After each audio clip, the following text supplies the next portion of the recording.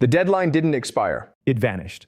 And in the exact same hour, Russia called Iran, not to warn them, not to comfort them, to make a deal. Most people saw two headlines today and moved on. But those two headlines are not separate stories. They are one move, executed in two parts, simultaneously. And once you see what was actually exchanged, you'll understand why Wednesday just became the most dangerous deadline in this entire war. Here's what Trump did this morning. Pay close attention, because the media completely misread it. First, he told Bloomberg the ceasefire expires Wednesday evening. Hard deadline. Clock running. Then, within the same hour, he told PBS something completely different. He said if no deal happens, bombs start going off. Then in the very next breath, he said he feels zero pressure to close a deal in 6 weeks. Stop. Read that again. Maximum threat, zero urgency. Same conversation. The media called it confusing. It wasn't confusing. It was calculated. Here's what nobody explained. Trump has done this before. Not once, not twice. Every single time a deadline approached in this conflict, he used the exact same playbook.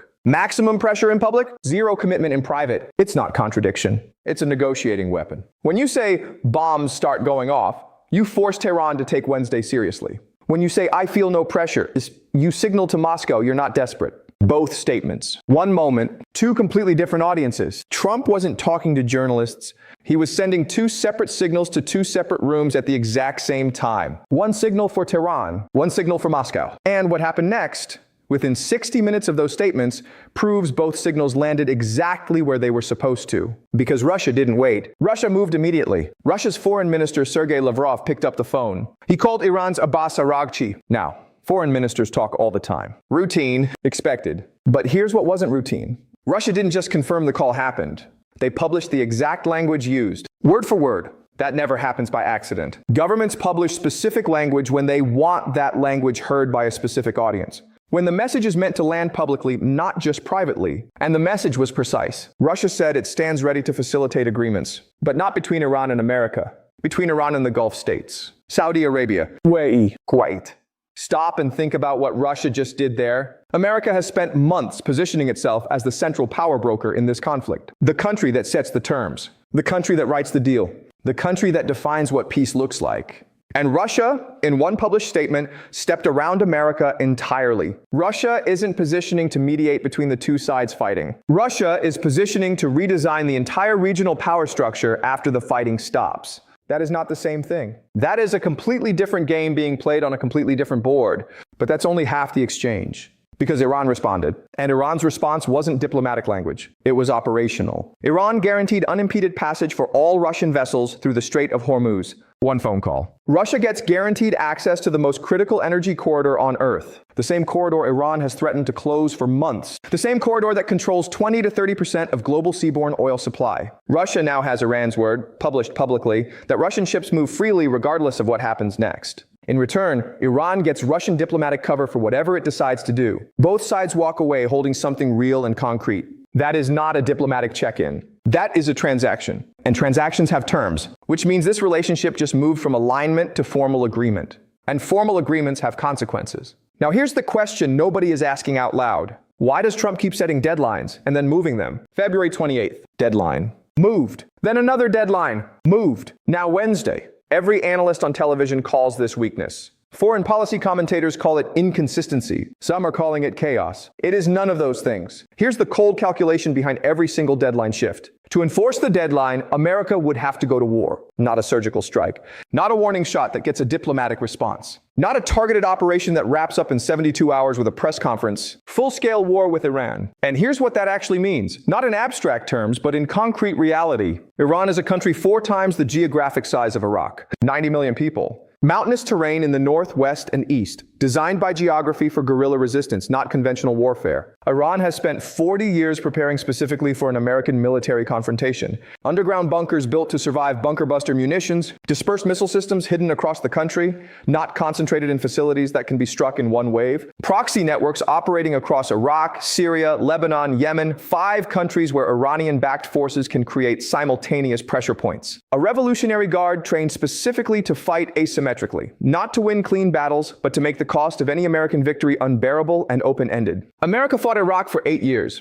It cost $2 trillion and thousands of American lives. And Iraq was not prepared the way Iran is prepared. There is no clean exit from a war with Iran. There is no 30-day operation with a defined endpoint and a victory ceremony. Inside the U.S. Military Planning Command right now, there is no executable scenario for full engagement with Iran that doesn't carry a price tag that ends presidencies, reshapes domestic American politics for a generation, and leaves the Middle East fundamentally destabilized in ways that take decades to recover from. So every single time a deadline arrives, the math is the same. The cost of enforcing the deadline is dramatically higher than the cost of extending it. And the deadline moves, not as weakness, not as confusion, as cold, calculated self-preservation. But here's where it gets serious. Russia has been studying this calculation for years. Russia understands the math better than most American analysts. And Russia has been positioning systematically, patiently for exactly the moment when that math becomes the dominant reality in Washington's decision-making. Because when America demonstrably cannot enforce its own ultimatums, and then Russia can offer Iran a path forward that doesn't require American approval,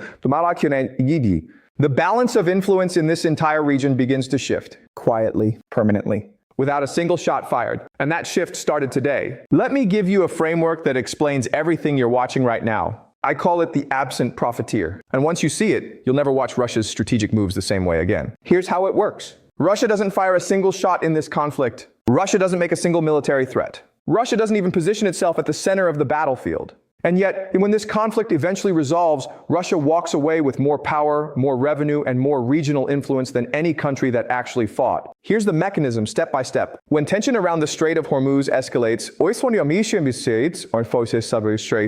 oil markets don't wait for confirmation. They price in fear immediately. Traders, hedge funds, governments, everyone with exposure to energy markets starts buying. Prices surge toward 120 a barrel. For Russia, one of the world's 3 largest energy exporters, that number isn't a crisis to manage. It's a windfall to collect. Every single day this conflict continues, millions of dollars flow into Russian state accounts, not because Russia did anything aggressive. Because the conflict itself creates the market conditions, Russia needs to generate extraordinary revenue. But here's the part that almost nobody reported. And it is the most important piece of this entire analysis. When oil prices surged and global supply chains came under pressure, America faced a choice. Let the global energy market destabilize further, with consequences for American allies in Europe and Asia, or quietly ease pressure on Russian oil flows to stabilize global supply and prevent a broader economic shock. America chose the second option. Read that one more time. America launched this conflict to apply maximum economic pressure on a hostile state.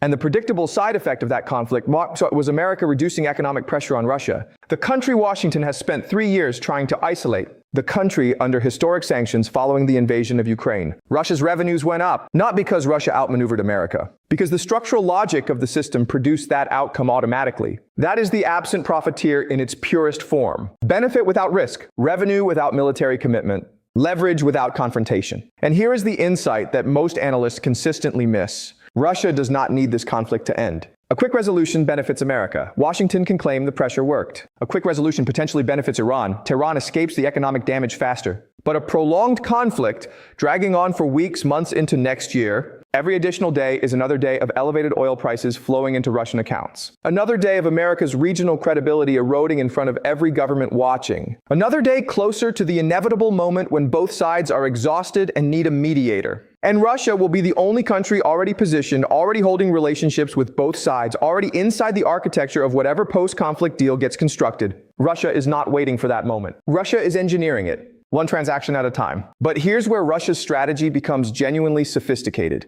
And this is the piece Western media completely buried underneath the daily noise of drone counts and foreign ministry statements. When Lavrov was in Beijing recently, he made one very specific proposal. Russia offered to take Iran's highly enriched uranium, remove it from Iranian territory entirely, and reprocess it into civilian nuclear fuel inside Russia. Now, when most analysts heard this, they categorized it as a technical compromise, a procedural middle ground between two intractable positions. Boring, bureaucratic, diplomatic boilerplate. It is not. It is possibly the most strategically consequential proposal made in this entire conflict. Here's why. America's entire negotiating position, the red line Washington has held from the first day of talks, is built around one central demand. Iran's enriched uranium must leave Iran. It must be removed from Iranian territory. It must be placed under a monitoring and verification framework that gives Washington oversight and control authority over Iran's nuclear future. That demand is not negotiable from America's perspective. It's the foundation of every deal framework Washington has proposed. Russia's proposal achieves the exact same technical outcome. The uranium leaves Iran. International inspectors can verify it's gone.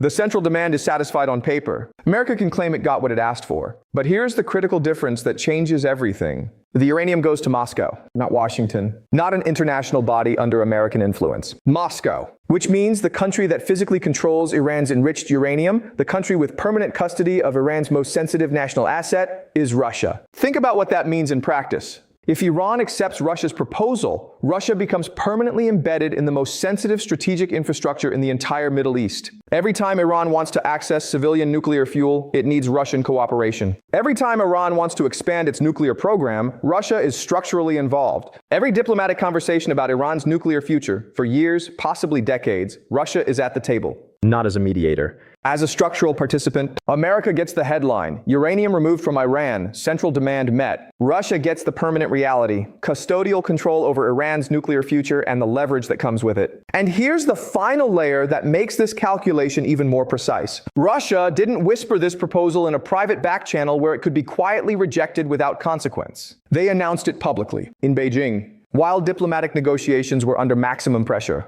While Iranian decision-makers were watching every signal from every direction for a path out of this conflict that didn't require complete submission to American terms. Russia's public announcement was a direct, unmistakable message to Tehran. You have a choice. Accept Washington's framework and hand America permanent oversight of your most sensitive national asset on America's terms under American control. Or accept Moscow's framework. Maintain your dignity, preserve your sovereignty, and keep a partner who has no history of using your nuclear infrastructure as a political weapon against you. For Iran's leadership, that is not a difficult choice. Now step all the way back from the individual moves. Look at the full picture. Because what's happening here is bigger than one conflict with Iran. This is the first genuine test of whether American economic power still functions the way it did for the last 30 years. America built the most dominant economic warfare system in human history. Dollar dominance, 88% of global transactions settle in US dollars, giving Washington structural control over the global financial system. SWIFT controls where you cut a country off from SWIFT and you cut it off from international commerce overnight. Naval enforcement. American carrier groups can project military power to any ocean on Earth within days, making maritime enforcement of sanctions possible anywhere. Sanctions architecture. The ability to strangle any economy that defies Washington's rules, isolating it from global markets, capital, and technology. For 3 decades, no country could resist this system alone. The tool worked reliably. Libya collapsed under it and gave up its weapons program. North Korea was stunted permanently and never fully recovered. Iran itself was brought to the table in 2015 under the weight of it. The system was engineered to be effectively unstoppable. But something fundamental changed. And it didn't change overnight. It changed over 20 years of deliberate, patient, and largely invisible construction by 2 countries that watched America use this weapon repeatedly and made a strategic decision to build the antidote. Russia built an energy revenue model specifically engineered to grow stronger, not weaker, when American pressure campaigns create global instability. China built an alternative payment architecture, the cross-border interbank payment system, specifically designed to bypass dollar controls and move money outside American oversight. China built shadow shipping networks, the dark fleet, that moved sanctioned oil without triggering American maritime enforcement mechanisms. China built strategic oil reserves large enough to survive 120 days of complete supply disruption without importing a single additional barrel. And together, Russia and China built a financial and diplomatic cushion around Iran thick enough to prevent the economic breaking point that America's maximum pressure strategy requires. Here's the core reality this creates. Iran doesn't need to win this conflict. Iran just needs to not lose fast enough. Because every week Iran survives without breaking is another week that American credibility erodes in front of every government watching. Another week that the alternative system Russia and China built looks more viable and more permanent. Another week that governments in Riyadh, Beijing, New Delhi, Ankara, and Cairo quietly update their strategic calculations. Another week that the question shifts from, can anyone resist American pressure, to under what conditions does resistance become rational? This is why the deadlines keep moving. Not because Trump is weak, not because the State Department is incompetent, because the underlying architecture America is using, the 30-year monopoly on economic warfare, is being systematically outmaneuvered. One transaction at a time, by 2 countries that haven't fired a single shot in this conflict. And Russia's call today, timed to the exact minute the deadline shifted, was not coincidence. It was a signal to Tehran, to Riyadh, to every government currently watching this conflict and drawing conclusions. The alternative architecture is not theoretical anymore. It is operational, and it is working. So here's what actually matters in the next 48 hours. I'm going to be specific because vague analysis is useless. First signal, Iran's petrochemical exports, not the diplomatic statements, not the foreign ministry press conferences, not what any Iranian official says publicly. Before the talks collapsed, before the latest deadline shift, Iran quietly halted its entire petrochemical export sector. $13 billion a year in annual revenue switched off. The official explanation was domestic supply chain protection. But here's what that signal actually means historically. You do not voluntarily shut off $13 billion in annual revenue if you genuinely believe a deal is 72 hours away and trade normalizes next week. You shut it off because you have already made a tentative internal decision that what comes next will require everything inside your borders and will not include normalized external trade. If those petrochemical exports stay closed through Wednesday, Iran has already made a structural economic decision about its future, not a negotiating position. Preparation. Second signal. America's response to Russia's uranium proposal. Watch specifically for silence. If Washington does not directly challenge or publicly reframe Russia's uranium proposal as interference in the negotiation process, that silence tells you one of two things. Either America hopes the proposal disappears without direct engagement, or America has already internally adjusted to a scenario where Russia plays a formal role in whatever final outcome gets constructed. Either way, that silence fundamentally changes what any deal looks like if it happens. Third signal, the Islamabad delegation. Don't just watch whether Iran sends people. Watch what those people are authorized to do when they get there. A delegation arriving with real authority to close the remaining gap from 80% to a finished agreement means the diplomatic path is genuinely still alive. A delegation arriving with instructions to keep the conversation moving while the internal political argument inside Tehran resolves itself means the deal is structurally dead. They just haven't announced it yet. The moves that will actually decide this conflict are not happening on camera. They never do. The press conferences are positioning. The public statements are signals aimed at specific audiences. The real decisions are happening in conversations we never see between people who never speak publicly about outcomes that won't be formally announced until they are already locked in and irreversible. The question has never been whether a deal happens. The question is whose framework defines it when it does. And right now, for the first time in this conflict, Russia has inserted itself as a credible, structural answer to that question. Not through military force, not through direct confrontation with America, through patience, through positioning, through building over 2 decades the exact architecture that makes Russia indispensable to every possible outcome in this conflict. Think about what that means. Not just for Iran this week, not just for the Middle East this year, for every country that has spent 30 years operating under the working assumption that American economic power was the permanent, uncontestable foundation of the global order. Because if Russia can outmaneuver that system here, quietly, without firing a single shot, then the system isn't as permanent as the last 30 years suggested. And the governments watching most carefully right now are not in Washington. They're in Riyadh, Beijing, New Delhi, Ankara, Cairo. Governments quietly doing the math, quietly updating their calculations, asking a question they weren't seriously asking 2 years ago. What if there's another option? That question, that shift in thinking across dozens of governments simultaneously, is Russia's real strategic victory in this conflict. Not the phone call, not the uranium proposal, not the Hormuz guarantee, the question itself. Because once enough governments start genuinely asking it, the world that existed before this conflict cannot be fully restored. Watch Wednesday. Not what anyone announces, what the signals underneath the announcements are actually saying. Because in the most consequential moments of modern geopolitical history, the decisions that reshape the world are never announced when they're made. They're only recognized afterward, by the people who are watching the right signals,